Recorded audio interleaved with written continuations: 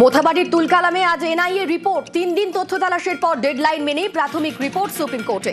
বুধে ঘেরাও বিক্ষোভ, 8 ঘন্টা আটকে 7 জুডিশিয়াল অফিসার। ঠিক কি ঘটেছিল শীর্ষ আদালতকে জানাবে তদন্তকারী সংস্থা।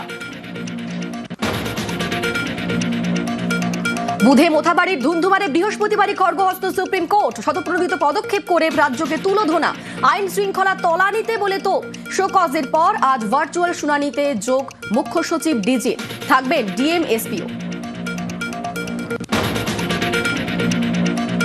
তৃণমূলের মহা জঙ্গল রাজেই মোথাবাড়ির অশান্তি। কোচবিহারের সভা থেকে তীব্র আক্রমণ নরেন্দ্র মোদীর।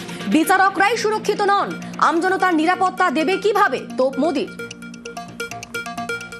मालदा में जहां जज और संविधान की प्रक्रिया भी सुरक्षित नहीं है, निर्मम सरकार का महाजंगल राज है। মোথাবাড়ির মূল চক্রীর বিরুদ্ধে আগেও ভুরি ভুরি মামলা, চুরি, মারধর, জুলুমবাজি, জালিয়াতি থেকে পুলিশকে হুমকি। 2009 থেকে একাধিক থানায় একাধিক মামলা মোফাক্কেরুলের বিরুদ্ধে। 2022-এ শ্লীলতাহানির অভিযোগেও গ্রেফতারি পরোয়ানা। বুধবার বিডিও অফিসে প্রায় 8 ঘন্টা ঘেরাও 7 বিচারক। কিভাবে হাতের বাইরে পরিস্থিতি জানতে কালিয়াচক 2-এর বিডিওকে জিজ্ঞাসাবাদ এনআইএর। ব্লক অফিসের কর্মীদেরও প্রশ্ন, নজর প্রত্যক্ষদর্শীদের বয়ানে। মোফাক্কেরুল সহ ধৃত 37 জনকে জেরা।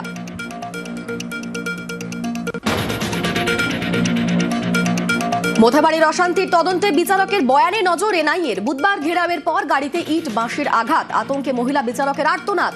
বিস্তারিত জানতে বালিগঞ্জের বাড়িতে তদন্তকারী দল, প্রায় 45 মিনিট কথা।